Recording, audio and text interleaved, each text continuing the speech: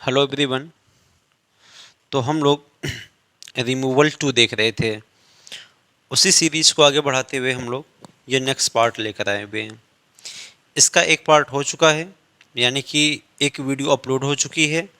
अगर आपने नहीं देखा है तो पहले उस वीडियो को देख लें, उसके बाद यहाँ पे आएँ, जिससे आपको ज़्यादा बेनिफिट मिले। तो मैं बता चुका हूँ कि ये जो रिमूवल 2 है, ये क्लास 12, क्लास 11 इंग्लिश ग्रामर का एक चैप्टर है, ट्रांसफॉर्मेशन। उसी का एक पार्ट है छोटा सा। वैसे ये रिमूवल 2 आपके सभी एग्ज़ाम्स में भी पूछे जा रहे हैं। आपका कोई भी कॉम्पिटिटिव एग्ज़ाम हो, एसएससी का हो, रेलवे का हो, बैंक का हो, यूपीएससी का हो, वहाँ भी पूछा जाता है क्वेश्चन, डायरेक्ट और कभी इनडायरेक्ट, किसी न किसी तरीके से क्वेश्चन पूछे जा रहे हैं। तो चलिए टाइम को वेस्ट न करते हुए इस सीरीज़ को हम लोग आगे बढ़ाते हैं।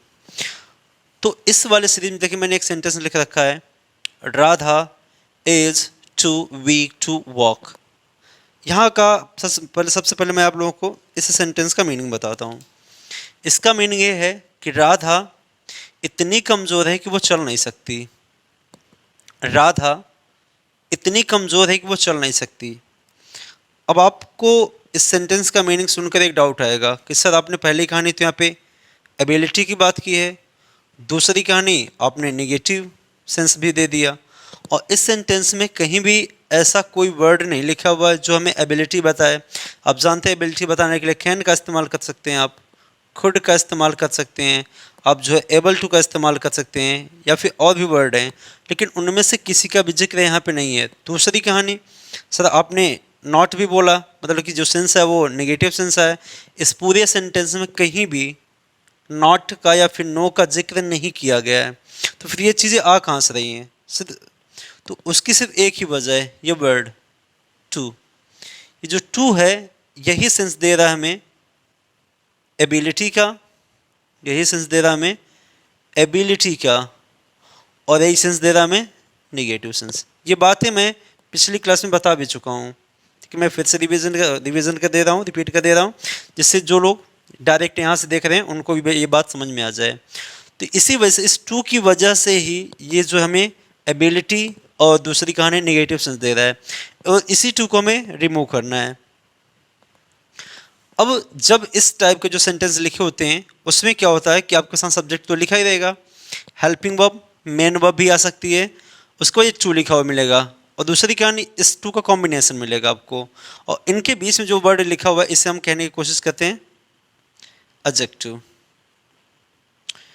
एडजेक्टिव के अलावा यहाँ पे कभी कभी हो सकता है आपको मिल जाए क्या, एडवर्ब, ये भी मिल सकता है। आगे आपके साथ लिखा हुआ जो भी है, आप समझ रहे हैं, ये लिखा है वर्ब, आगे भी कुछ हो सकता है, ऑब्जेक्ट वगैरह हो सकता है, कोई फर्क नहीं पड़ता उससे। ठीक है, तो चलिए हम लोग इस टाइप के जो सेंटेंसेस होते हैं उनको हम लोग ट्रांसफॉर्म करके चेक करते हैं।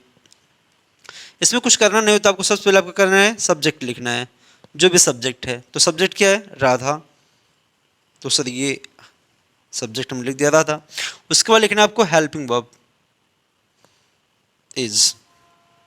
अब इस टू को रिमूव करना है हमें, इस टू और इस टू को रिमूव करना है। देखिए सर, अगर ये लिखा हुआ टू और ये टू, ये दोनों सेंटेंस में मिले तो हमें क्या करना है, इनको रिमूव करना है, और इनके स्थान पे एक वर्ड लगाना है सो, और दूसरा लिखना है सर दैट।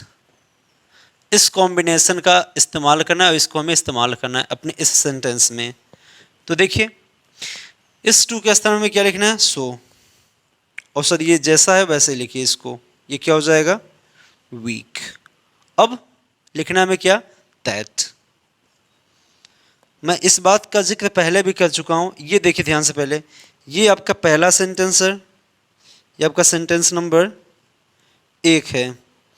आगे जो भी कहानी लिखी हुई, ये जो दैट है यहाँ पे कंजंक्शन का काम कर रहा है, और मैंने बता रखा है कि अगर कोई कंजंक्शन आ रहा है तो हमें कम से कम नहीं तो दो अलग अलग वर्ड जिनको जोड़ा जा रहा है, या फिर दो अलग अलग सेंटेंस, दो अलग अलग फ्रेज, दो अलग अलग क्लॉज, कुछ भी हो सकते हैं।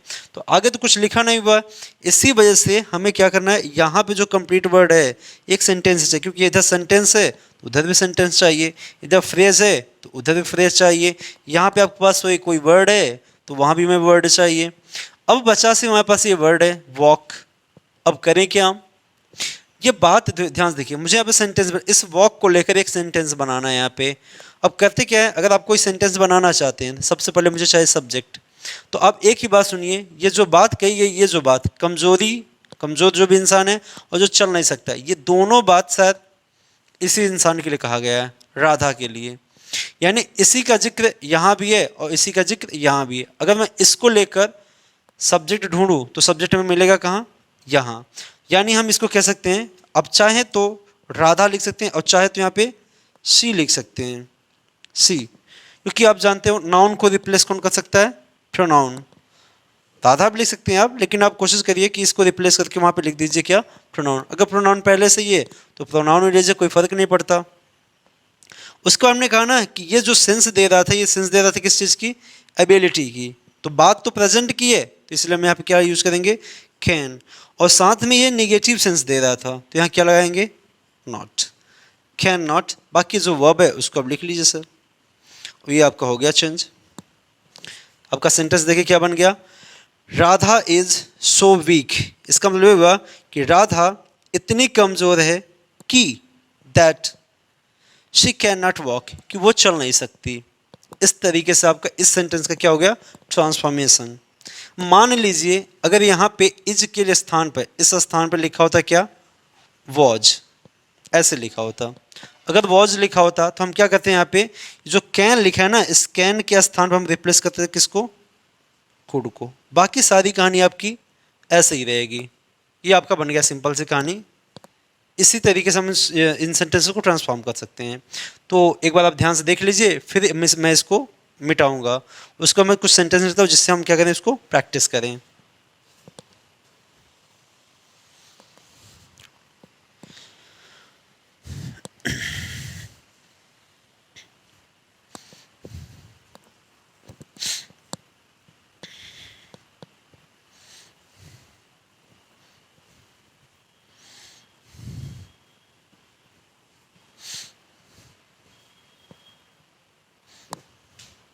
चलिए मैं कुछ सेंटेंस लिखता हूँ, उसको हम लोग उसकी प्रैक्टिस करते हैं।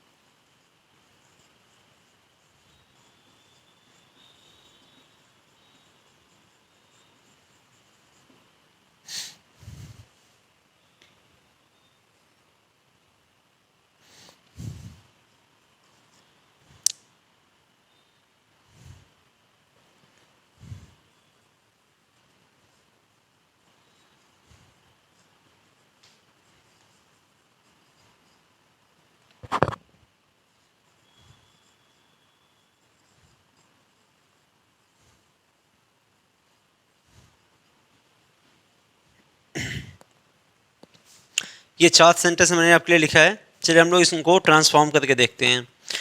तो पहला सेंटेंस लिखा हुआ है, you are too lazy to run, यानी वो इतना आलसी है, तुम इतने आलसी हो कि तुम दौड़ नहीं सकते। तो सिंपल सी कहानी, हम सब्जेक्ट को सब्जेक्ट की रहने देंगे जैसे लिखा हुआ है, ये हो जाएगा आपका यू, और हेल्पिंग वर्ब जैसी वो ऐसे ही रहेगी। इस टू को हटाएंगे और यहाँ पे लिखेंगे क्या, सो। बाकी जो कहानी है उसको वैसे ही रखिए आप, और इस टू को भी हटाएंगे और क्या लिखेंगे यहाँ पे, दैट। हमने कहा अब हमें चाहिए सब्जेक्ट, क्योंकि ये कंजंक्शन, ये एक सेंटेंस है, तो हमें उधर भी एक सेंटेंस चाहिए। अब मैंने देखा कि इसका और इसका भी, इन दोनों का सब्जेक्ट एक ही कौन, यू, तो इसी की वजह से हमने नया सब्जेक्ट चूज किया, इसी का यू। अब आपको ये प्रेजेंट की बात दिख रही है, तो एबिलिटी बताने हम क्या यूज़ करेंगे, कैन, और साथ में नेगेटिव सेंस देने के लिए कैन नॉट रन। तुम देखिए इसका मीनिंग क्या है, you are so lazy that you can not run, यानी तुम इतने आलसी हो कि तुम दौड़ नहीं सकते हो। चलिए अगला सेंटेंस देखते हैं, she is too late to catch the train, वह इतनी लेट थी, वो इतनी लेट है कि वो ट्रेन नहीं पकड़ सकती। यानी वो काफ़ी पहले से ही लेट हो चुकी है, तो ट्रेन को पकड़ना उसके लिए आसान नहीं है। तो सर सब्जेक्ट जो है उसको ऐसे ही रखिए, सी, ये हो जाए आपका क्या, इज़। इस टू को हटाएंगे और लिखेंगे क्या, सो। बाकी कहानी वही है एडजेक्टिव, इस टू को हटाएंगे क्या लिखेंगे, दैट। बाकी की कहानी जो है हमें चाहिए सब्जेक्ट। अब तो सब्जेक्ट कौन है, सी, तो ये हो जाएगा सी, और लिखेंगे बात प्रेजेंट की हो रही, तो ये हो जाएगा can not catch the train, catch the train. नीचे लिखा हुआ है Rani is too good to kill anyone, Rani इतनी अच्छी है कि वो किसी को मार ही नहीं सकती। तो चूंकि वैसे सारी चीज़ें नेगेटिव सेंस कन्वे कर रही हैं, तो ये आपको हो जाए क्या, रानी इज, रानी इज, उसके बाद इस टू को हटाएंगे क्या लिखेंगे, सो। इधर आपका हो जाएगा गुड, इस टू को हटाएंगे क्या लिखेंगे, दैट। बाकी में सब्जेक्ट चाहिए, तो रानी के लिए हम रिप्लेस कर सकते हैं she, she can not kill anyone. नीचे लिखा हुआ है Sarita was too busy to look after her child, यानी सरिता इतना बिजी थी कि उसने वो अपने बच्चे को नहीं ढूंढ पाई। हो सकता है भाई इनकी प्रॉब्लम है, तो चलिए देखते हैं बात पास्ट क्या है, तो सब्जेक्ट तो वही रहेगा, सरिता वॉज, टू को हटाना है, हमें लिखना है क्या, सो, और ये हो जाएगा बिजी। इधर हटाना है, लिखना है हमें क्या, दैट। आगे कहानी वैसे ही रहेगी, तो हमें चाहिए सब्जेक्ट। अब आगे में चाहिए सब्जेक्ट, सरिता है तो यहाँ लिखेंगे क्या, शी लुक, लुक आफ्टर का मतलब होता है किसी चीज़ को ढूंढना, टू सर्च होता है, लुक आफ्टर हर चाइल्ड। देख लीजिए एक बार आप, इसको मैं फिर 2-4 सेंटेंस फिर से दे रहा हूँ आपको प्रैक्टिस के लिए।